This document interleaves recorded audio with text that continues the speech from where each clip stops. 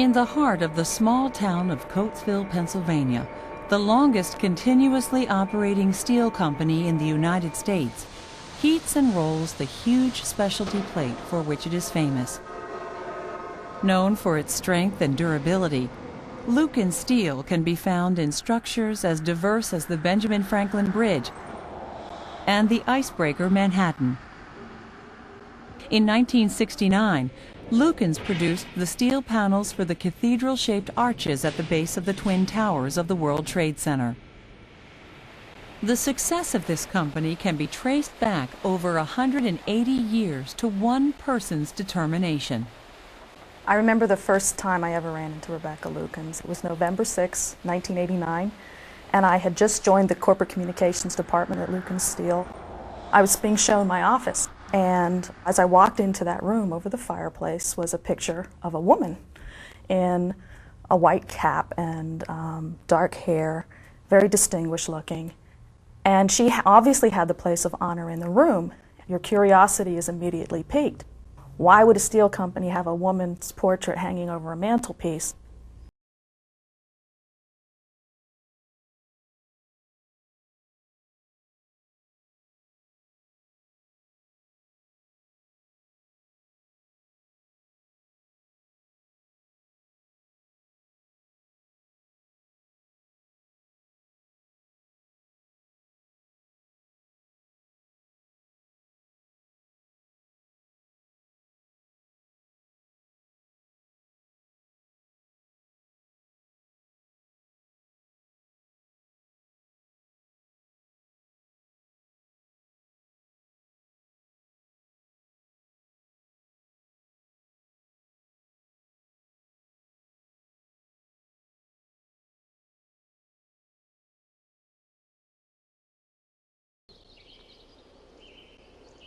Rebecca Webb Pennock was born January 6, 1794. Her parents, Isaac and Martha Pennock, were part of an extended network of Quaker farmers who had been among the earliest settlers of Chester County, Pennsylvania. Nearby, in the young nation's capital of Philadelphia, George Washington was serving his 6th year as President of the United States. The Americas had won their political freedom from England, but they had only just begun their struggle for economic freedom. As colonists, the American settlers had supplied England's industries with raw materials like cotton and iron, and imported expensive manufactured goods in return. Now, for the first time, U.S. citizens were free to build up their own manufacturing industry. In Chester County, farmers built small mills along the Brandywine River to produce flour, textiles, gunpowder, and iron. Although the Brandywine was too shallow for transportation, it had just the right run and drop to turn the wheels that powered these mills. And Isaac Pennock saw an opportunity. Not only did the mills need new iron tools and machinery, but iron was in great demand for the domestic products of the day, from farm tools to stoves and kitchen utensils.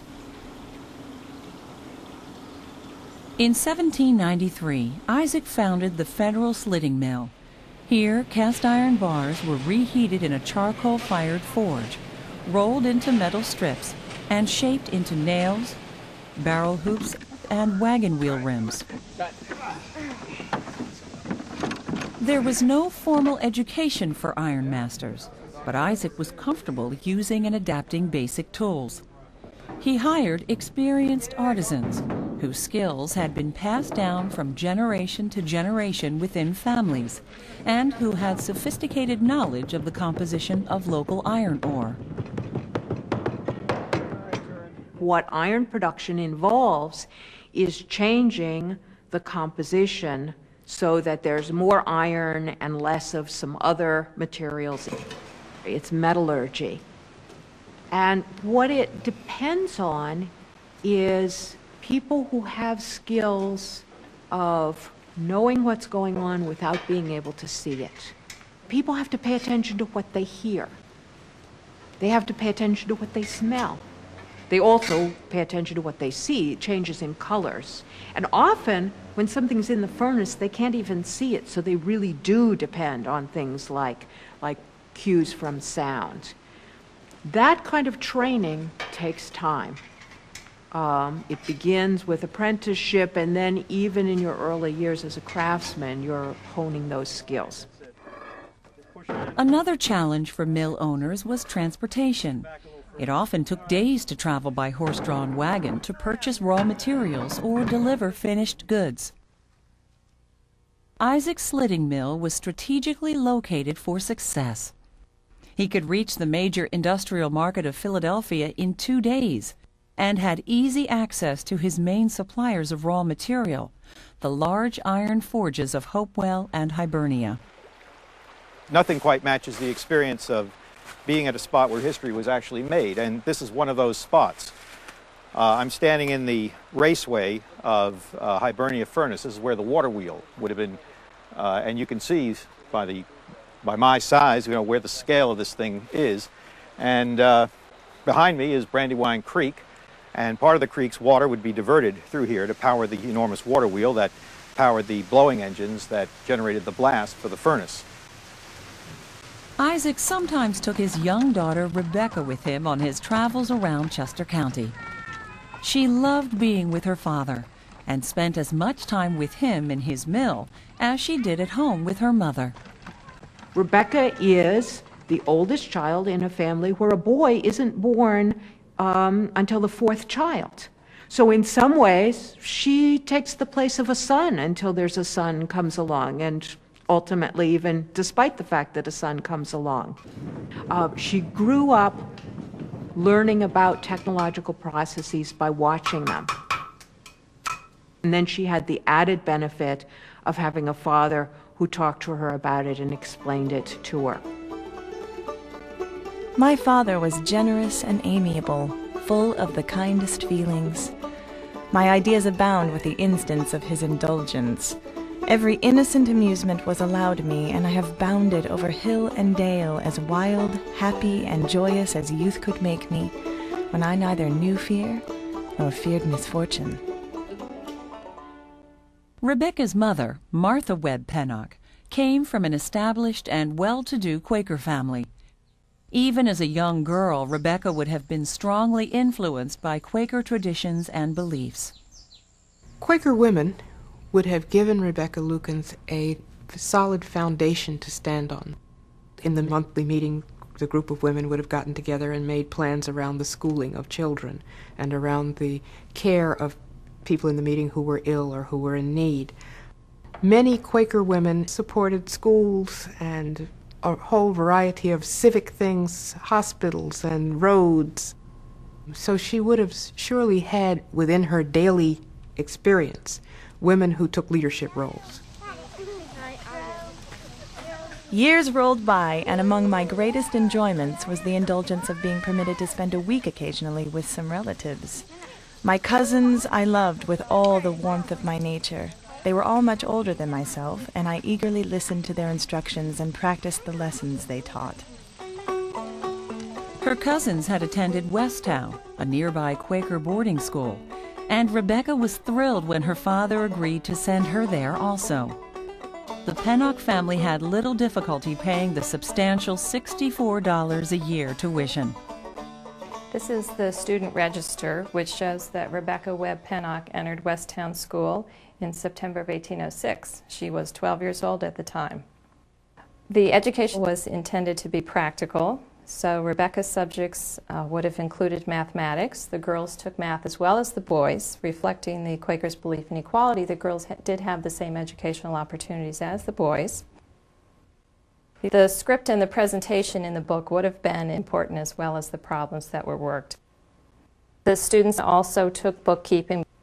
Bookkeeping, again, would have been something very useful in their daily lives to learn how to keep their personal accounts or perhaps even business accounts. Rebecca received instruction in geography, history, writing, surveying, and astronomy. The girls at Westtown learned needlework, but the product was to be simple and useful, not ornamental. First, the alphabet, then religious verse. and finally, a globe. One student wrote home, Dear Mother and Father, I expect to have a good deal of trouble in making the globes, yet I hope they will recompense me for all my trouble, for they certainly will be a curiosity to you and of considerable use in instructing my brothers and sisters, and to strengthen my own memory respecting the supposed shape of our earth, and the manner in which it moves on its axis. Academic lessons were never separate from religious lessons. Even grammar exercises contained moral or social stories. After her year at Westtown, Rebecca continued her Quaker education at the Wilmington Boarding School for Girls. I always look on this period of my life with pleasure, and even now love to retrace it. I was rapidly improving, a favorite with my teachers, and at the head of all of my classes. I was young, ardent, and happy. Shakespeare awoke the noblest feelings of my heart, and many, many is the night I have hid in my chamber, the light serving me to indulge in my favorite pursuit till the morning's dawn.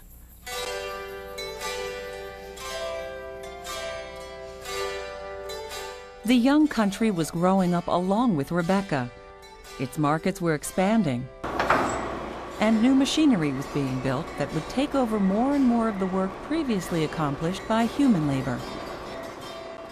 Even minor technological improvement increased productivity, and imaginative innovation appeared everywhere. The United States patent system was in its infancy. Most inventions were never patented, and most inventions are essentially minute improvements, variations on a theme. But that's the nature of progress. Most progress, I think, is incremental. It doesn't proceed by leaps and bounds. You can't do something over and over again without starting to notice, well, maybe I could do it a little differently. And you probably don't think of it as I'm inventing, or even I'm finding a better way to do it. It's the way that you end up doing it. You know, you take a nylon sock and stick it over the outlet from your washing machine to catch the lint, and you use a rubber band or some other tie to do it. Those kinds of little inventions, we think of them as kind of hints for Heloise, are in fact inventions also. Anything that is a tool, a way of making or doing something, is a technology. In response to this growth, new iron mills sprang up and old ones were expanded. In Chester County, the Brandywine River and its tributaries provided the water power for many of them. In 1810, Isaac Pennock and a neighbor bought a 102-acre farm from Moses Coates. The land straddled the Brandywine River and also had easy access to the new Philadelphia-Lancaster Turnpike. There was an old sawmill on the property which they converted into a primitive ironworks and named it the Brandywine Rolling Mill and Nail Factory.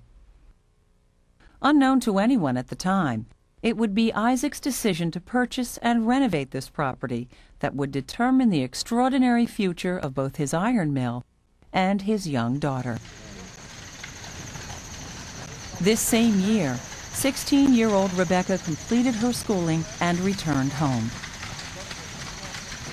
For a long time I felt lonely and isolated. I had no companions to mingle my thoughts with.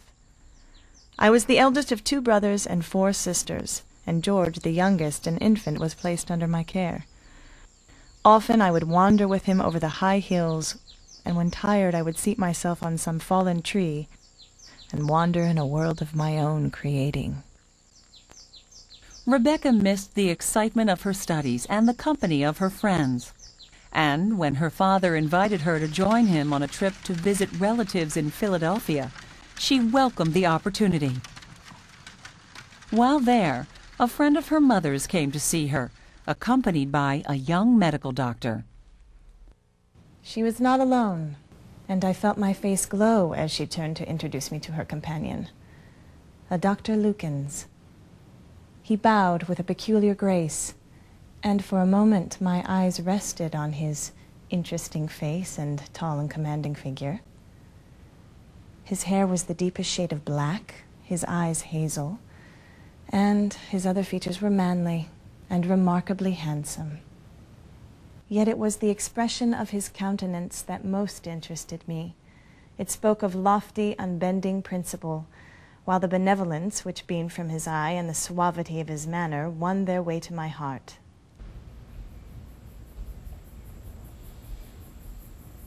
Late in the afternoon, I was sitting alone, and after throwing down Scott's fascinating Lady of the Lake, which had claimed my attention for some time, I heard a step, and the voice of Dr. Lukens in the hall behind me.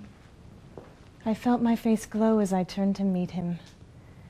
I was provoked at myself for feeling the confusion I did, and mortified I had so little command over those feelings. After tea, my aunt proposed a walk. He gently drew my arm within his own, and silent and embarrassed, I walked by his side. The moon had arisen in all her splendor, and our eyes rested on the beautiful scenery before us, softened by her rays. At length he spoke of his own feelings and declared how happy he had been since we met. At my first seeing thee in the city, I determined, if possible, to excite an interest in thy heart. Say then, dear Rebecca, have I succeeded, and may I hope to win thy love? I can offer thee a heart that will love and cherish thee as the first best gift of heaven. My heart beat with painful quickness, and I felt happy. I, the happiest of the happy. I knew my heart and felt if once I loved, it would be with ardor, and that forever. And as soon as I could still the agitation, I replied by a few words of assent and a reference to my father.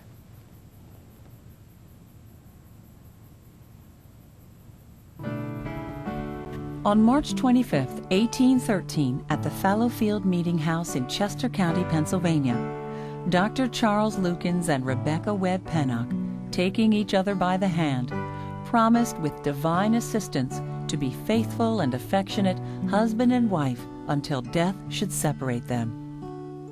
Rebecca Lukens was 19 years old.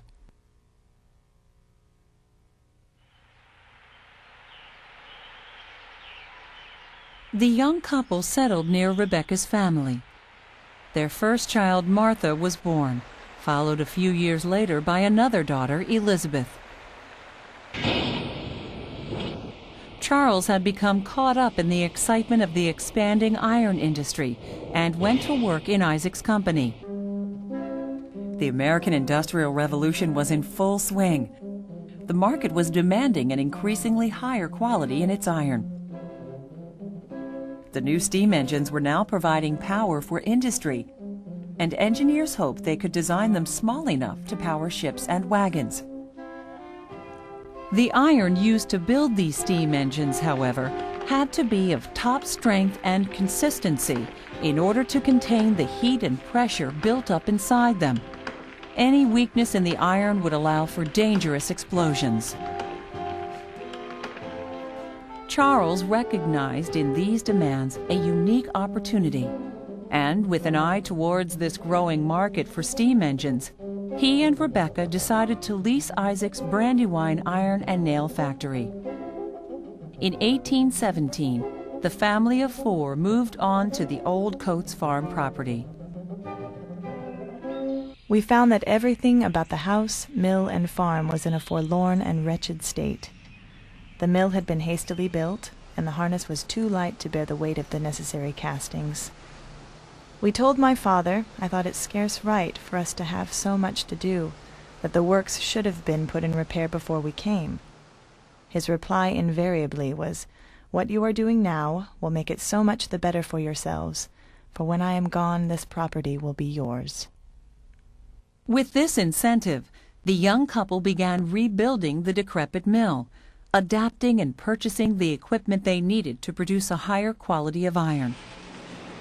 Charles and his craftsmen focused on pressing boilerplate for the new steam engines and found a way to roll a plate of iron that was wider and more uniform in strength.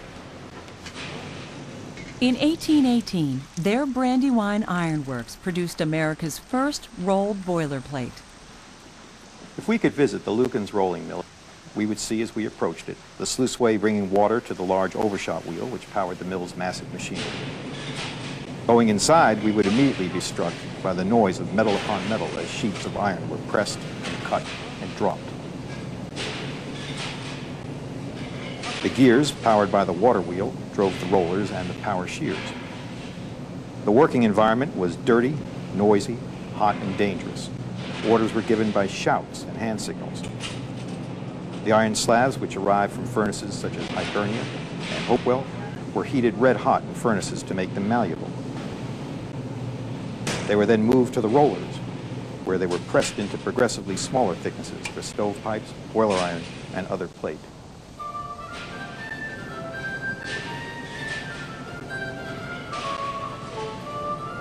During this busy time, the Lukens family grew to 7, welcoming the birth of 2 sons, Charles and Isaac, and a daughter, Isabella.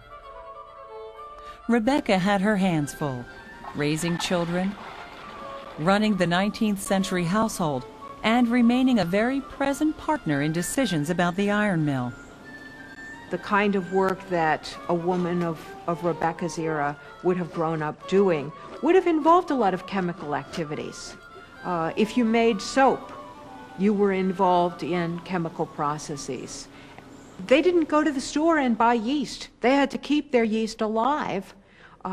Each time they made bread, they had to go to their culture. Flour wasn't standard. They needed to know the behavior of the particular components. They were dealing with organic chemistry, which is a whole lot more complicated than the inorganic chemistry that went on in the mill. But as their family grew and their business expanded, Rebecca and Charles were dealt a series of personal blows. She grew up in a time and lived through a time when mortality was a fact of life. There were epidemic diseases, cholera epidemics, yellow fever epidemics, which would sweep from one city and town to another following the trade routes. People died commonly of pneumonia, diphtheria, whooping cough, a bad fever. There are any number of things that could take life, and did. In short succession, Rebecca and Charles lost their infant son Isaac and Rebecca's beloved father. While still mourning these losses, their only remaining son Charles died also. During this period of grief, Rebecca learned that her father's will did not clearly pass ownership of Brandywine to her and Charles, as had been their clear understanding. And her mother Martha contested Rebecca's ownership of the mill. Meanwhile, Charles Lukens' reputation for producing quality iron had attracted the attention of John Elgar, an imaginative Quaker engineer. Elgar hoped to open up America's rocky eastern rivers to trade by building the first iron-hulled steamboat, the Codorus, and he was looking for the strongest and lightest iron on the market. At the Brandywine Iron Works, Lukens was able to produce the thin iron sheets that Elgar needed for the construction of his steamship. But shortly after this plate was rolled and the order filled, tragedy struck again, changing forever the fate of the Lukens family and of the Brandywine Iron Works. In the summer of 1825, I lost my dear and excellent husband, and then commenced my hard and weary struggle with life. Charles Lukens died suddenly of a fever in June of 1825.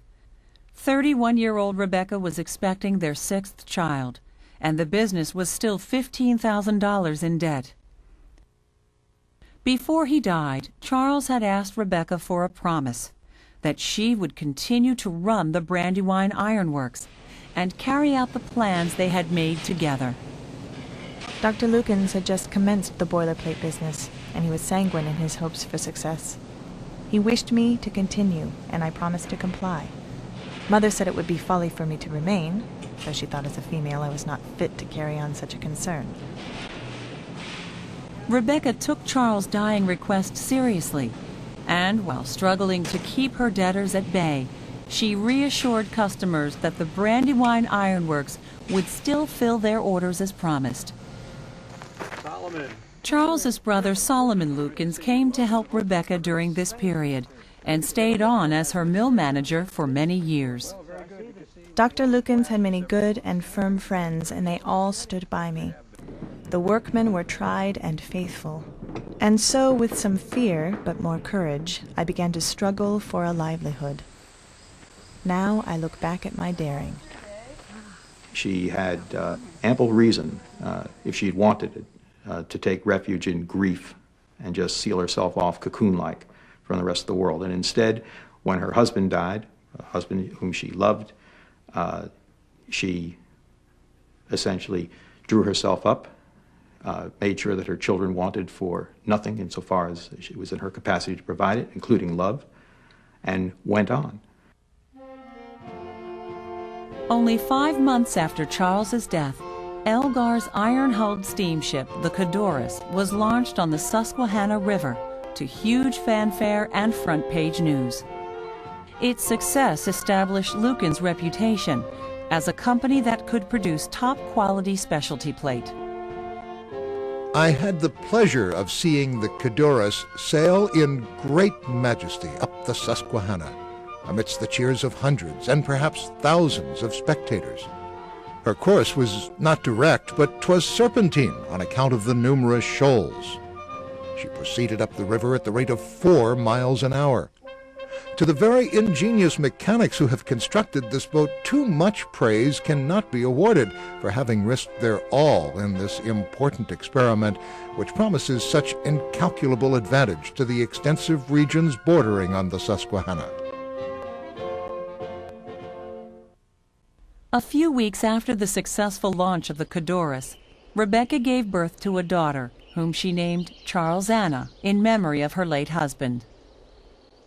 It would be really interesting to know what sorts of tensions existed within Rebecca herself over how she resolved that dilemma of living in a world where she had to spend all of her time paying attention to the details of this manufacturing business, and yet also living in a time which said to her, what women are supposed to do is take care of children, take care of the home.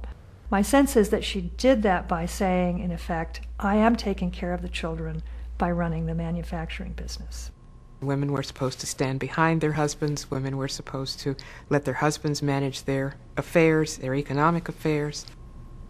We're beginning to learn that 18th and early 19th century women who were widowed often did not remarry if they had an economy that would support them, because they knew that by remarrying they would give up the control of that economy to a spouse.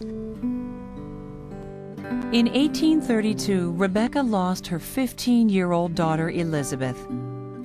Devastated again by grief, Rebecca threw herself into completely overhauling the mill.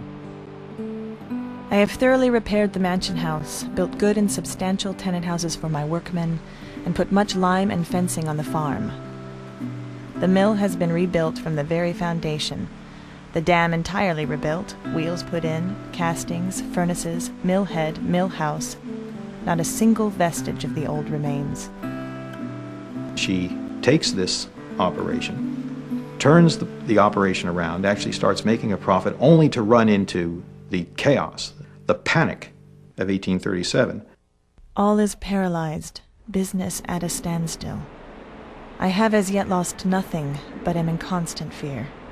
I have stopped rolling for a few weeks and set my men to repairing the race dam.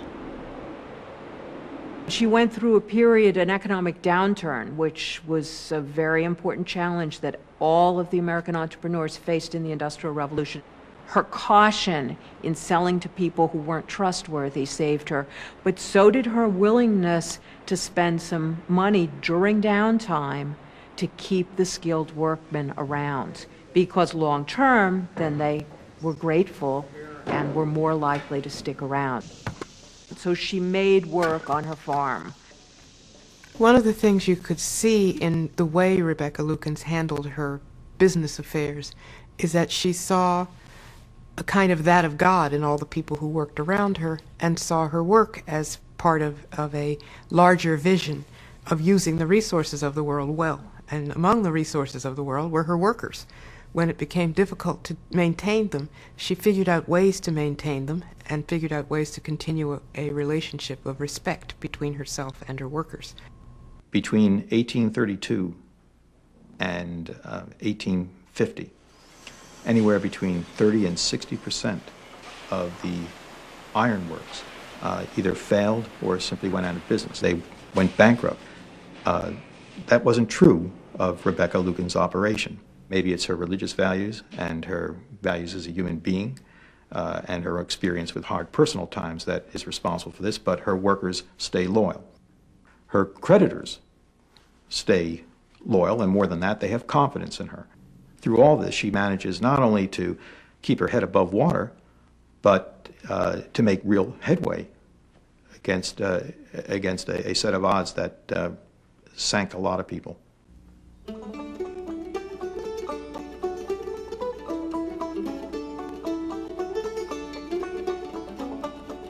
To be a successful businesswoman in the early 19th century, you had to know a lot of things, and a lot of really varied things.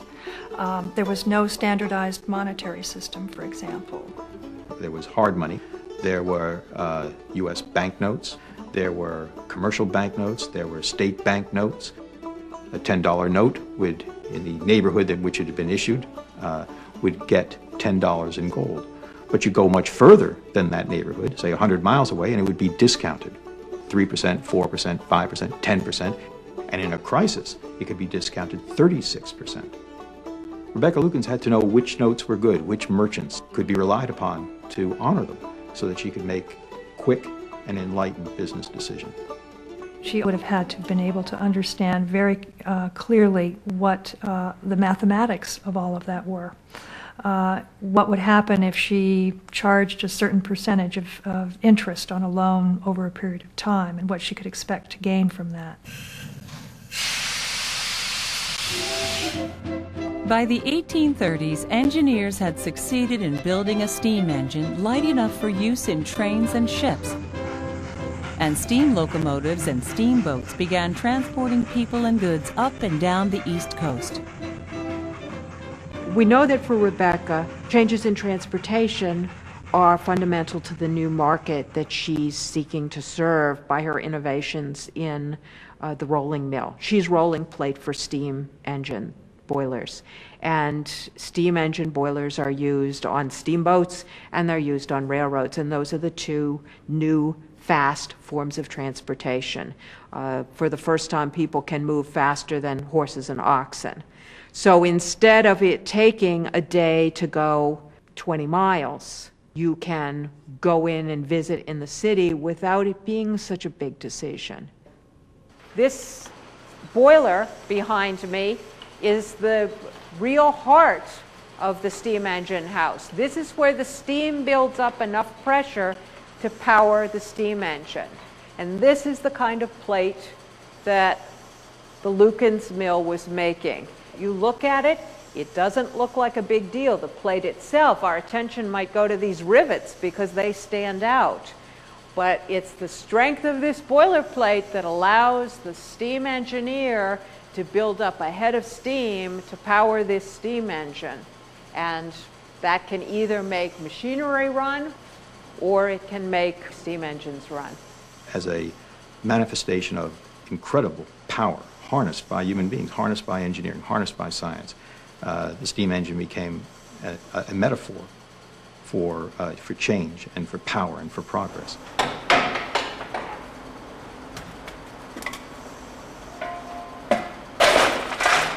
These locomotives were enormous. You could sense the power.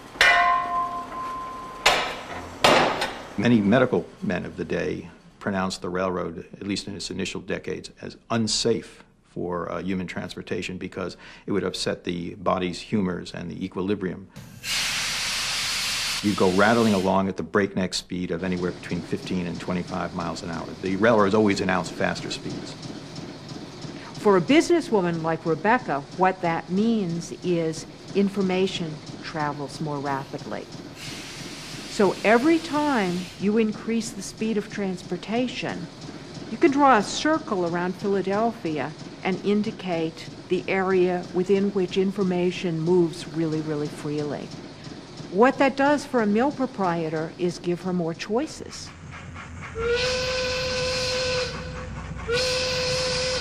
By 1840, 3,300 miles of railroad track had been built. Samuel Morse had obtained a patent for the telegraph. And Rebecca Lukens had agents selling her products in markets from Boston to Louisiana. One of the things that we often forget when we think about business, because we have this legend of the individual who pulls himself up by his bootstraps, the sort of Andrew Carnegie model, is that many business people had very good sort of support system, and Rebecca had hers. Rebecca had three really important networks. One, quite immediately, is the old Pennsylvania families that she's connected to, and then more broadly, that community in Philadelphia and the community in the Brandywine, two real important industrial areas that she encountered just kind of walking about, moving in social circles. Another is her Quaker network. There are a lot of Quakers in these businesses. Being a Quaker and a business person meant more than just having another network. The fundamental premise upon which Quakerism is built is the idea that there is no division between the secular and the sacred, that one's business life is a part of one's spiritual life. Quaker business practice was deeply based in integrity, that what you should do is always provide fair value for fair value received. That you should always make sure that what you sell in the outside world is worth exactly what you sell it for, and that you wouldn't negotiate about price because the price was set based on how much energy you had put into this item that they're buying, and therefore it was always the same for everyone. One of the many things that makes Rebecca Lukens interesting is the way that she carries over her belief into her daily life. Rebecca's example of a way of living one's beliefs was to refuse to sell to a Navy Yard, even though the people at the Navy Yard reminded her that there was no war and that this wouldn't be used for military purposes. She still was very clear that she would not sell to anything that was even remotely related to war. The rules of discipline were the regulations that Friends used in conducting their business and personal lives. It wasn't a theology so much as a practical application of the Quaker principles of simplicity, peace, equality, values such as those. One knew that one could expect fair treatment from a Quaker in business. The Book of Discipline advised the use of arbitration rather than the courts in settling disputes.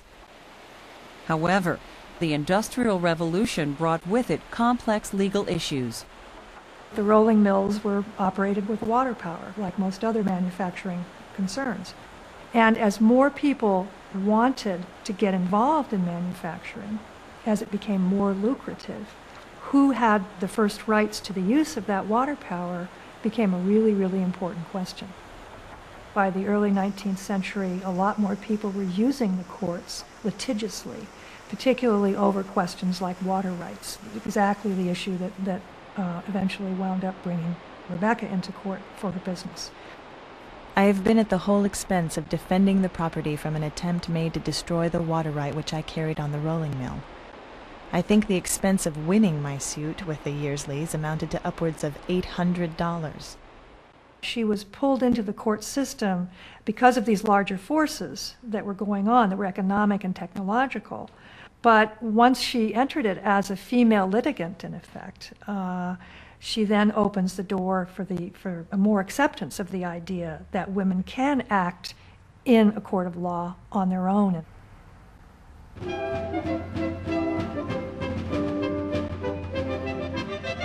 Economics is never divorced from politics. And in the iron industry, in the United States, competition from British iron masters was intense and potentially ruinous. the British were notorious in the 1820s and the 1830s and 40s for practicing dumping, that is, selling their iron in the United States at a price below the cost of production plus transportation. And the idea was to drive American producers out of business. And so American ironmasters believed that they needed the help of a tariff, that is essentially a tax on imported iron. In the presidential election of 1844, Rebecca endorsed Henry Clay because of his support of protective tariffs. And although as a woman she could not vote in the election, she joined other ironmasters in campaigning for him. By some accounts, a political poem that she wrote was used by her workers at a political rally. We fondly hope for better days when every furnace fire shall blaze, and streaming to the midnight sky, proclaim to all prosperity. Despite support from many industries, Henry Clay lost to James Polk, who, as predicted, slashed tariffs, provoking a depression in the American iron industry. That same year, Rebecca's mother died, finally leaving Rebecca full legal ownership of the Brandywine Iron Works. Rebecca had taken a risky, debt-ridden mill and turned it into a flourishing business with a yearly revenue of more than $80,000. And part of her stewardship of the business had been to ensure that it would remain in the family. Her daughters' homes were just up the road from the mill. Isabella and Charles Houston lived at Terracina.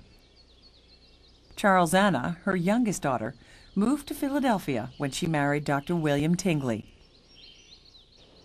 Probably because of her own life experiences, Rebecca made sure that her daughters would be able to run the business if they had to. They had the skills. She made sure they had an education.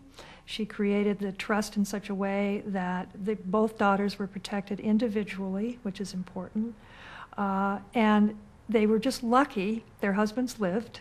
They weren't forced into the same kind of situation that she had been in, but they could have done it if they had to. In 1847, Rebecca Lukens began to retire from actually running the mill. She was 53 years old and had run the Brandywine Iron Works for 22 years. She turned over the management of the business to her sons-in-law, Abraham Gibbons and Charles Houston. The company would continue to be under the management of the family until the end of the 20th century. The way in which they incorporated her personal story into the story of the company, I think, is a very important element of what set that particular corporation apart in some ways from other steel companies.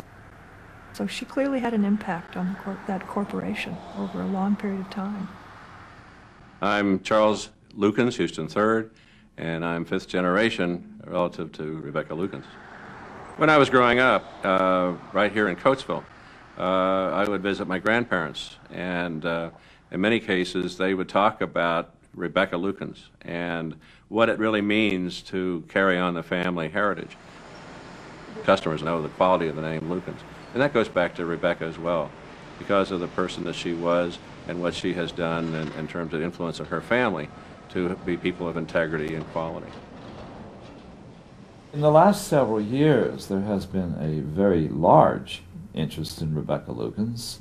I'd say very definitely related to the growing interest in women's history. Rebecca's birthday in 1994 was the 200th anniversary of her birth, and we decided to do a commemoration here, and that brought a lot of publicity. Fortune magazine picked it up and decided to honor Rebecca that same year by naming her to their Fortune magazine Business Hall of Fame. And the woman was heroic. And of course, in situations like this, myths do grow.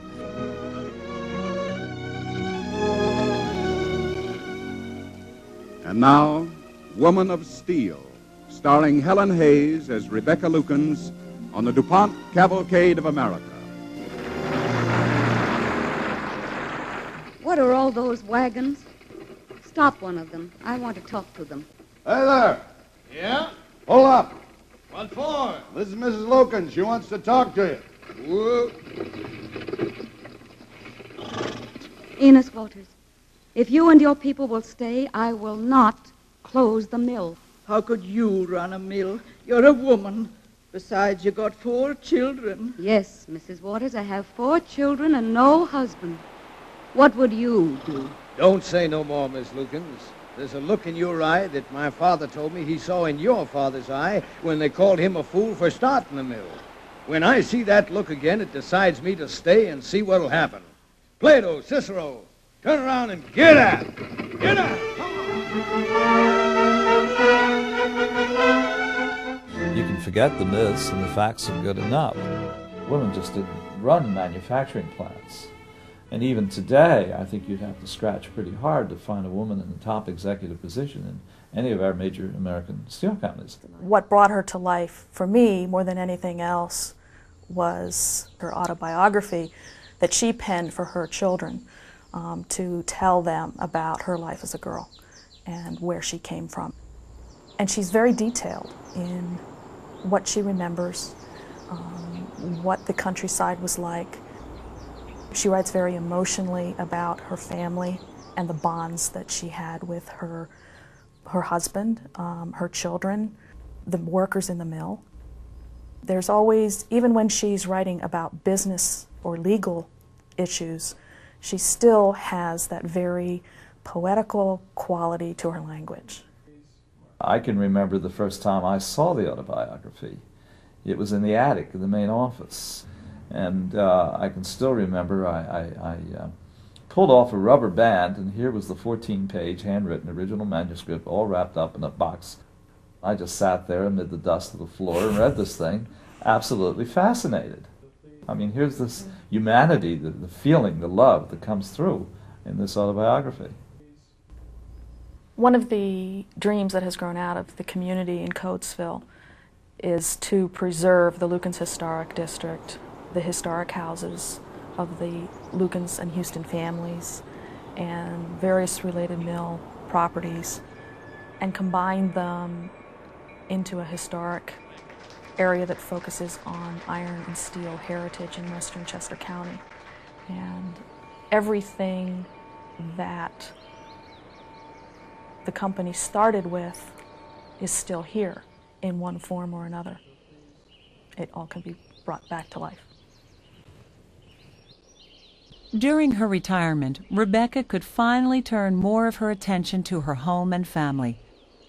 Despite her pleasure in this, she found herself missing the excitement of work and also reflecting on the value of her life.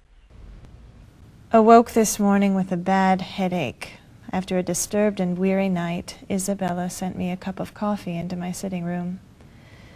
I felt better and walked in the garden, gathered a few roses, and sat down to think and write.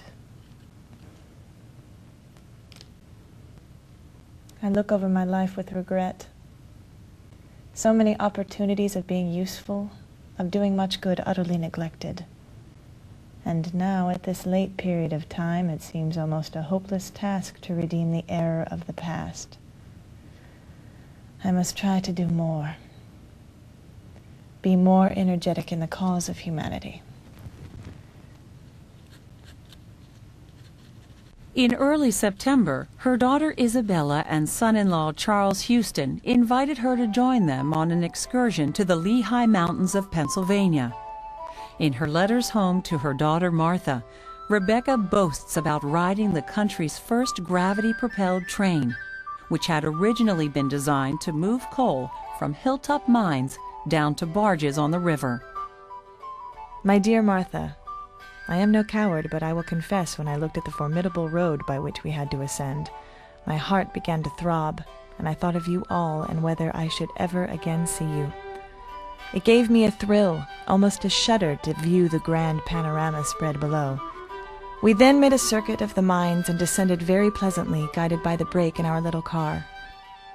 Vast sums have been expended in facilitating the raising and transporting of coal, and it seems that gigantic efforts have been made to effect these ends. In 1849, Rebecca's youngest daughter, Charles Anna, died in childbirth. And Rebecca made another deathbed promise, this time to take care of Charles Anna's newborn daughter, Annie. Rebecca brought Annie home to Brandywine Mansion and began a new journal where she could express her grief freely. 5 months have passed since I lost my dear daughter, and in that time how much of real sorrow have I seen. The days have dragged heavily along. At first the blow was stunning. I could scarce think of it as real. Anne, bright and lovely, in all her fresh young beauty, was ever before me, or pale and suffering on her deathbed as I last beheld her. Her image was always before me. I slept in her room, in the very corner where her bed had stood. I sat by her window and looked out at all the beauty of early morning. This parting by death is a sorrowful thing to those who are left to mourn the loss of what alone made life a pleasure to them. Her faith was so strong, her hopes so bright. But why need I dwell on this? Who can tell unless they have felt in all the gushing, tender love of a mother's heart? The grave covers my sweet, my beautiful one. Then let me weep.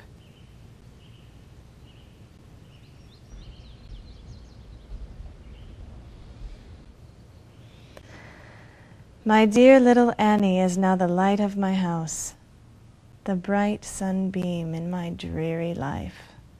She calls me Mama, and how my heart bounds to her. Sweet child of my own dear Anne. Nothing could be nearer my heart.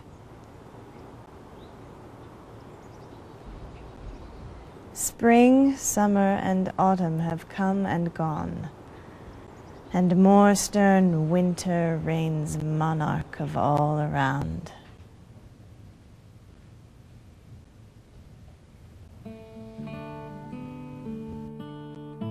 The last entry in her journal is dated January 7, 1852. "I feel so weak," she wrote, "that without his aid I can do nothing. Lord, will thou not help thy poor unworthy servant?"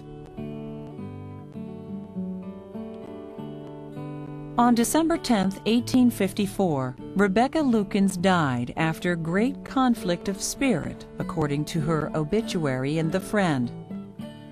But on her deathbed, with countenance beaming with thankfulness, she said, "I have brought my sins not in handfuls, but in one load, and sat them at my Saviour's feet, and he has borne for me what I could not bear for myself."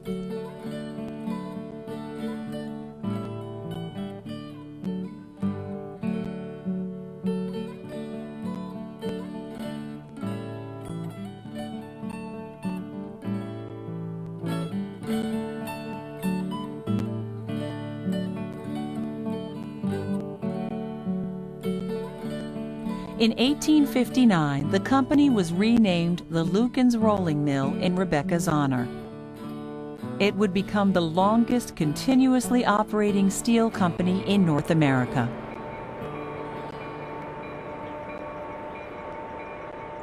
A better way of understanding the growth and the operation of the iron industry in the first half of the 19th century in this country could not be found than to study some of the remarkable personalities that made up that industry. And Rebecca Lukens stands as, I think, the most remarkable person in the industry, not because she was the most innovative, she wasn't, not because she ran the largest operation, far from it, but because in an industrial world populated virtually exclusively by men, here was this woman who not only holds her own with them, but outdoes many of them. Rebecca's story, I think, is a good story about American business. And we can think of her as a typical American entrepreneur. It's not just a story about women. It's not just a story about a particular woman and her experience running a business. This is also a much bigger story just about America. Certainly she did not see herself as a trendsetter or a path breaker or anything like that. She was not trying to make a name for herself in the business, but she did. If I had to pick one object to look at closely as a way of getting in touch with Rebecca, it would have to be boilerplate. It's what makes her operation innovative. It's what makes her operation central to industrialization. If you look at boilerplate, it looks like nothing. It looks like this kind of blank sheet of iron. But there's a mystery inside that sheet, that piece of metal that we can't see, that we kind of have to take on faith. You have to know if you're buying boilerplate from Lukens, you are going to be able to count on that boilerplate holding the forces that boilers had to hold. I have lately often thought I would pen a sketch of my life, which would be interesting to my children when their mother should slumber in her grave. I will begin my narrative from the earliest years which memory can furnish me with incidents to relate.